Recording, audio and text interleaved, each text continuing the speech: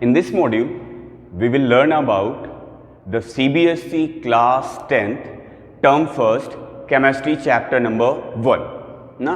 जैसा कि पिछले वीडियो में हमने ये डिस्कस किया कि केमिस्ट्री टर्म फर्स्ट में क्या कोर्स हैं, क्या चैप्टर्स हैं, आज के वीडियो में हम ये डिस्कस करेंगे कि फर्स्ट चैप्टर को पढ़ने से पहले क्या हमारे पास अर्लियर कॉन्सेप्ट होने चाहिए, क्या अर्लियर नॉलेज होना चाहिए, जिसके बेसिस पर हम चैप्टर नंबर फर्स्ट जो कि केमिकल रिएक्शंस एंड इक्वेशंस है उसको डील कर पाएंगे ना।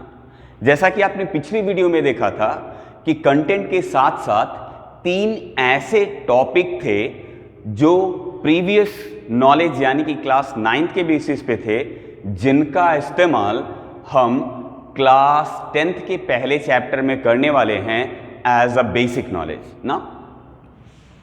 आप देख सकते हैं ये 3 टॉपिक जो पिछले वीडियो में हमने दिया था, जो हमारे अर्लियर नॉलेज के कॉन्सेप्ट में होने चाहिए, जिसमें पहला होना चाहिए कि सिंबल्स होते क्या हैं ना, किसी एलिमेंट का सिंबल किस तरीके से लिखते हैं, एंड किसी भी एलिमेंट का सिंबल कम से कम 30 एलिमेंट्स तक के सिंबल्स हमें याद होने चाहिए। डन।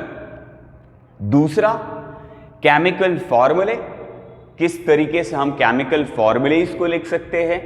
अगर हमको 2 कंपोनेंट दिया गया है, 2 मटेरियल दिया गया है या 2 एलिमेंट दिए गए हैं और उनके कॉम्बिनेशंस के बाद जो कंपाउंड फॉर्म कर रहा है उसका फॉर्मूला क्या होगा और उसको कैसे लिखते हैं, या अगर आपको नहीं पता है तो कैसे आप उसको लिख सकते हैं, ये भी हमें प्रीवियस नॉलेज के फॉर्म में पता होना चाहिए। डन।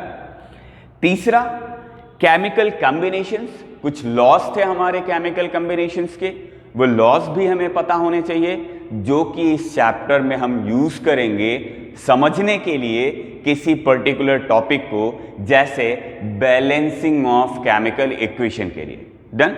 तो शुरू करते हैं पहले टॉपिक से, जहां पर हम पढ़ेंगे सिंबल्स के बारे में, हम जानेंगे सिंबल्स के बारे में। जैसा कि आपने क्लास 9th चैप्टर नंबर 3 में पढ़ा कि जब हम एटम्स और मॉलिक्यूल्स को डील कर रहे थे तो सबसे पहले इसी चीज को डिस्कस किया कि एटम्स होते क्या हैं ना, एटम्स किस तरीके से हमारे इन्वायरमेंट में या एलिमेंट्स के एक पार्ट के तरीके से माने जाते हैं, किस तरीके से वो एक यूनिट सिस्टम बनाते हैं किसी भी मटेरियल के लिए ना। और स्टार्टिंग में एटम्स को रिप्रेजेंट करने के लिए किस तरीके से सिंबलाइज फॉर्म दिया गया ना। अगर आपको याद होगा तो हमने वहां पर सिंबलाइज करने के लिए कई सारे तरीके इस्तेमाल किए थे, जिसमें पहला और जो सबसे ज़्यादा यूज़ किया गया था वो था किसी एलिमेंट के एटम को दिखाने के लिए हम एक सर्कल का इस्तेमाल करते थे। एक सर्कल को दूसरे सर्कल से डिफरेंशिएट करने के लिए हम अलग अलग इसमें डिज़ाइंस का इस्तेमाल करते थे। जैसे हाइड्रोजन के लिए हमने एक सर्कल के साथ एक डॉट दिखाया जो हाइड्रोजन का सिंबल बताता था, वहीं ऑक्सीजन के लिए हमने ब्लैंक छोड़ दिया। ठीक है। आगे कभी आयरन के लिए हमने यहां पर आई लिख दिया। ठीक है। इसी तरीके से और एलिमेंट सल्फर फास्फोरस के लिए अलग अलग यहां पर हमने यूज किया एक ज्योमेट्रिकल सिस्टम्स का ना। कार्बन जैसे एलिमेंट को रिप्रेजेंट करने के लिए हमने ब्लैक सर्कल का इस्तेमाल किया ना। इस तरीके से इनिशियल सिंबल्स बनाए गए एलिमेंट्स के एटम को रिप्रेजेंट करने के लिए ना। सिंबल्स की ज़रूरत क्यों पड़ी या सिंबल्स एक्चुअली हम असाइन क्यों करते हैं, ये समझना भी एक बहुत बड़ी बात है ना। क्लास 9th में आपको बताया गया कि जब हमारे पास नंबर ऑफ एलिमेंट्स और उनके एटम्स बहुत ज़्यादा होने लगे तो हर एटम को लिखने के लिए हम उनके पूरे नाम का इस्तेमाल नहीं कर सकते थे ना। जैसे यहाँ हाइड्रोजन को रिप्रेजेंट करने के लिए जनरली हमने एक सर्कल का इस्तेमाल किया, लेकिन अगर इसे हमें कहीं दिखाना होता तो हमें पूरा लिखना पड़ता हाइड्रोजन ना। तो सिंबलाइज कब किया जाता है किसी एलिमेंट को या किसी भी सिस्टम को सिंबलाइज करने का सिंपल सा एक ही फंडा होता है, कि हम उसकी शॉर्ट रिप्रेजेंटेशन कर दे किसी एक ज्योमेट्रिकल फॉर्म में या किसी एक शॉर्ट रिप्रेजेंटेशन के फॉर्म में। क्लियर? लेकिन जैसे जैसे नंबर ऑफ एलिमेंट बढ़ते गए ना, 10 से 20, 20 से 40, 40 से 50 और आज के टाइम पे हमारे पास 118 एलिमेंट हैं, 118 एलिमेंट्स, तो हमें इतने सारे सर्कुलर्स बना करके उसमें अलग अलग डिफरेंशिएट करने के लिए जो डिजाइन्स हम बना रहे थे वो काफी कंफ्यूजिंग होते चले जा रहे थे ना। तो इसी को लेकर के इसको और आसान बनाने के लिए हमने दूसरा तरीका खोजा सिंबल्स को असाइन करने का, जिसके लिए 3 रूल्स आपको बताए गए। पहले रूल के अकॉर्डिंगली बताया गया कि किसी एलिमेंट का सिंबल लिखने के लिए हम उस एलिमेंट का फर्स्ट लेटर कैपिटल ले सकते हैं। जैसे आज जो हम सिंबल्स इस्तेमाल करते हैं हाइड्रोजन के लिए हम कैपिटल H का इस्तेमाल करते हैं, ऑक्सीजन के लिए कैपिटल O का इस्तेमाल करते हैं, इसी तरीके से कार्बन के लिए कैपिटल C का इस्तेमाल करते हैं, फास्फोरस के लिए P का इस्तेमाल करते हैं, सल्फर के लिए S का इस्तेमाल करते हैं। और ये असाइन कर दिया जाता है कि अगर कहीं पर भी कैपिटल H लिखा है तो ये सिंबलाइज करता है हाइड्रोजन एटम को या हाइड्रोजन एलिमेंट को ना। कभी कभी ऐसा देखा गया, जैसे कार्बन की ही केस में देखें, कार्बन स्टार्ट होता है C से, तो हमने असाइन कर दिया C को कार्बन का सिंबल।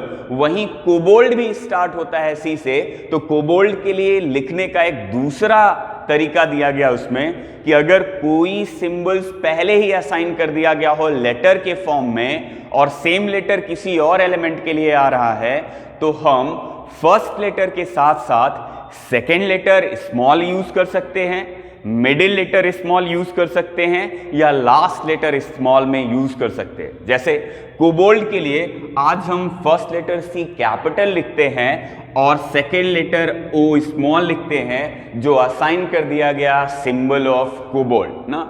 निकल के लिए Ni ना, इसी तरीके से जिंक के लिए Zn ना। तो कई सारे ऐसे एलिमेंट हैं जो आप अपनी पीरियोडिक टेबल में देखेंगे जहां पर उनको सिंगल लेटर का नाम ना दे करके, सिंगल लेटर का सिंबल ना दे करके एक से ज्यादा लेटर्स का इस्तेमाल किया गया। यहां पर ध्यान देने वाली एक जो सबसे इंपॉर्टेंट बात है कि फर्स्ट लेटर तो कैपिटल होगा, उसके बाद असाइन किए गए जो भी लेटर्स होंगे वो स्मॉल में ही लिखे जाएंगे ना। तीसरा एक और मेथड दिया गया कुछ एलिमेंट्स को सिंबलाइज करने के लिए, जिसके लिए हमने फॉरेन नेम्स को भी ग्रांट किया। जनरली वो लैटिन ग्रीक्स नेम्स दिए गए। जैसे आयरन के लिए हम Fe का इस्तेमाल करते हैं, जिसका लैटिन या ग्रीक में एक्चुअल मतलब होता है फेरम ना। फेरम Fe, वहां से लिया गया फेरम। कॉपर को हम COPPER लिखते हैं, लेकिन उसका फॉर्मूला आप देखेंगे तो हम लिखते हैं Cu, क्योंकि ये एक वर्ड लिया गया लैटिन से, ग्रीक से, जिसका एक्चुअली वहां पर मतलब था क्यूप्रम ना।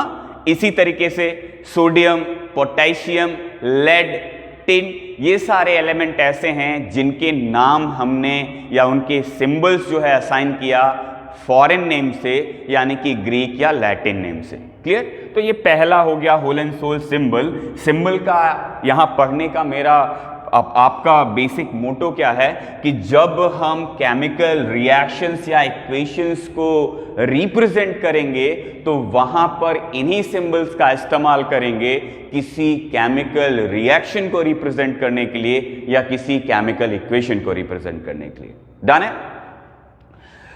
दूसरे टॉपिक की तरफ पढ़ते हैं, जिसको हमने केमिकल फॉर्मूला बोला ना। तो जब भी हम केमिकल रिएक्शंस कर रहे हैं या केमिकल इक्वेशन रिप्रेजेंट करेंगे इस चैप्टर में, तो हमें केमिकल फॉर्मूले पता होने चाहिए किसी कंपाउंड का। जैसे एक रिएक्शन हमने बोला कि when sodium sulphate reacts with beryllium chloride ना, तो सबसे पहले हमें पता होना चाहिए कि सोडियम सल्फेट का फॉर्मूला क्या होगा या बेरिलियम क्लोराइड का फॉर्मूला क्या होगा ना। और इस फॉर्मूले को अगर पता नहीं है तो किस तरीके से हम बना सकते हैं by using the chemical formula method ना। इसको भी क्लास 9th में उसी सेम चैप्टर में पढ़ा था हमने, और इसके लिए भी हमने उस केमिकल फॉर्मूले को लिखने के लिए 3 स्टेप का इस्तेमाल किया था, जिसमें स्टेप फर्स्ट में हम किसी एलिमेंट, जो भी एलिमेंट टेक पार्ट कर रहे हैं उनको लिखते थे। एलिमेंट के साथ साथ अगर आयंस का इस्तेमाल कर रहे हैं तो हम आयंस का लिख सकते हैं जब वो आयनिक बॉन्ड फॉर्म कर रहा होगा ना। स्टेप सेकंड में हम इस्तेमाल करते थे अगर एलिमेंट है तो उसकी वैलेंसी को, अगर आयन है तो उसके चार्ज को हम यहां लिखते थे। डन है। तीसरे स्टेप में 2 पार्ट था, जिसमें पहले पार्ट में हम इस वैलेंसी या चार्ज का एक सिंपल रेशियो लेते थे ना, और सेकेंड स्टेप में हम उसी सिंपल रेशियो का क्रॉस मल्टीप्लिकेशन कर देते थे ना, और उस क्रॉस मल्टीप्लिकेशन करने के बाद जो भी हमारा फॉर्मूला बनता था वही उस कंपाउंड का केमिकल फॉर्मूला होता था। जैसे अभी बताया सोडियम सल्फेट के लिए ना, तो अगर सोडियम सल्फेट में देखें तो sodium sulphate is a ionic compound where sodium act as a cation and sulphate act as a anion ना। दूसरी चीज यहां पर एक चीज और ध्यान देने की है, जहां पर सोडियम ये एलिमेंट्री आयन के फॉर्म में है, जबकि सल्फेट एक कंपाउंड आयन के फॉर्म में है, मतलब ये एक से ज्यादा एटम्स के साथ मिलकर के अपनी आयनिक कैरेक्टर यानी कि एनायन का फॉर्मेशन करता है। अगर इसके फॉर्मूले के लिए देखें तो पहले स्टेप में मैंने आयंस को लिखा Na+, जो कि सोडियम का आयन हो गया, और दूसरी तरफ SO4 जिसका एक टोटल चार्ज जो होता है वो 2 नेगेटिव होता है। क्लियर? ये तो हो गया, पहले हमने आयंस को लिख दिया। अब उसके चार्जेस को देखें तो सोडियम का चार्ज 1 पॉजिटिव है, साइन का इस्तेमाल नहीं करेंगे हम यहां, और सल्फेट का जो चार्ज है वो 2 है, नेगेटिव है। क्लियर? एक सिंपल रेशियो थर्ड स्टेप में करें तो ये पहले से ही एक सिंपल रेशियो में है, मतलब 1 और 2 ये सिंपलेस्ट रेशियो के फॉर्म में ही हैं। और साथ ही साथ जब इसके सेकेंड स्टेप की तरफ बढ़ेंगे जहां पर हम यहां पर क्रॉस मल्टीप्लाई एक दूसरे से करेंगे तो आप पाएंगे sodium multiplied by 2 gives Na2, वहीं पर SO4 ion multiplied by 1 gives the SO4, और यहां से आपको मिल गया सोडियम सल्फेट का केमिकल फॉर्मूला ना। इसी तरीके से बेरिलियम क्लोराइड के लिए अगर देखें तो Ba ये 2 पॉजिटिव चार्ज रखता है, क्लोरीन जो कि एक सिंगल नेगेटिव चार्ज रखता है, इसके चार्ज वैल्यू को देखें तो ये 2 हो गया, क्लोरीन की चार्ज वैल्यू देखें तो ये 1 हो गया। सिंप्लीफाई करेंगे तो फिर से ये 2 और 1 हो जाएगा। क्रॉस मल्टीप्लाई करें तो beryllium multiplied 1 give Ba and Cl multiplied by 2 give Cl2, और ये फॉर्मूला हो गया बेरिलियम क्लोराइड या BaCl2। डन है। तो ये भी हमें पता होना चाहिए कि किसी भी कंपाउंड का अगर आपको फॉर्मूला नहीं पता है तो वो कैसे आप पता करेंगे, वो क्लास 9th के उसी कॉन्सेप्ट के थ्रू करेंगे जिसमें मैंने अभी आपको 3 स्टेप के थ्रू में दिखाया कि आप कैसे किसी केमिकल फॉर्मूला को कैलकुलेट कर सकते हैं ना।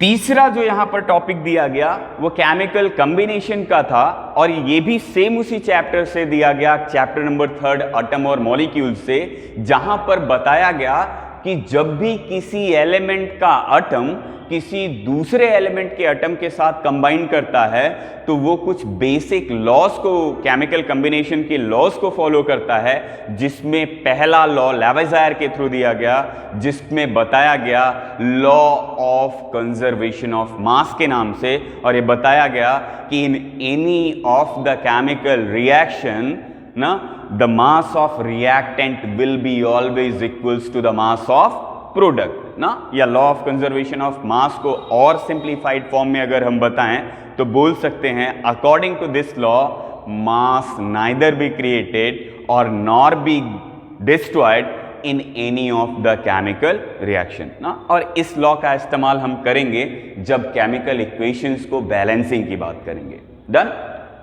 दूसरा लॉ और इसी में एक दिया गया जिसमें बोला गया लॉ ऑफ कांस्टेंट प्रोपोर्शन जिसमें ये बताया गया कि कभी भी कोई एक स्पेसिफिक एलिमेंट किसी दूसरे एलिमेंट के एटम के साथ कंबाइंड कर रहा है तो एक पर्टिकुलर कंपाउंड बनाने के लिए उनका रेशियो हमेशा एक फिक्स होगा। और इसके लिए हमने एक एग्जाम्पल लिया, जिस तरीके से H2O के फॉर्म में देखे तो हाइड्रोजन 2 एटम और ऑक्सीजन का 1 एटम, ये फिक्स रेशियो होगा जब भी कहीं पर भी वाटर का मॉलिक्यूल फॉर्म किया जाना होगा ना। या इसी को अगर मास रेशियो में देखे तो हाइड्रोजन के 2 एटम का मास हो जाएगा 2 और ऑक्सीजन के 1 एटम का मास हो गया 16, या 2:16 को और सिंप्लीफाई करेंगे तो ये हो जाएगा 1:8। और यही रेशियो यानी कि 1 ग्राम हाइड्रोजन कभी भी कहीं पर अगर 8 ग्राम ऑक्सीजन के साथ कंबाइन करता है केमिकली तो वह 1 मॉलिक्यूल ऑफ वाटर का फॉर्मेशन करेगा। या 1:8 के फॉर्म में अगर 1 8 का है तो ये हाफ H2O हो जाएगा, यानी कि हाफ मॉलिक्यूल ऑफ वाटर का फॉर्मेशन करेगा। अगर यही रेशियो 2:16 यानी कि 2 ग्राम हाइड्रोजन और 16 ग्राम ऑक्सीजन का कॉम्बिनेशन करेंगे तो हमारे पास 1 मॉलिक्यूल H2O का बनेगा। या इसी को मोल कॉन्सेप्ट के अकॉर्डिंगली देखें तो 1 मोल H2O बनेगा जब 2 ग्राम हाइड्रोजन और 16 ग्राम ऑक्सीजन आपस में कंबाइन करेगा ना। तो ये 3 ऐसे प्रीवियर कॉन्सेप्ट थे ना, प्रीवियस नॉलेज थे, जिनका इस्तेमाल अभी हम करेंगे जब चैप्टर्स के मेन कंपोनेंट, मेन कंटेंट में हम पढ़ेंगे टॉपिक्स को, केमिकल रिएक्शंस को, टाइप ऑफ केमिकल रिएक्शंस को, केमिकल इक्वेशंस को, टाइप ऑफ केमिकल इक्वेशंस को। डन है? तो आशा करता हूं आज के लिए ये तीनों कंटेंट आपके क्लास 9 के रिवाइज हो गए हैं। अगले जो भी वीडियो हम बनाएंगे, जो भी चैप्टर्स के अकॉर्डिंगली चलेंगे, टॉपिक बाय टॉपिक चलेंगे, हम इनका इस्तेमाल करेंगे और स्टार्ट करेंगे हम केमिकल रिएक्शंस के लिए ना। आज के लिए बस इतना है, आगे के वीडियोस में बने रहें। Take care, bye bye, thank you.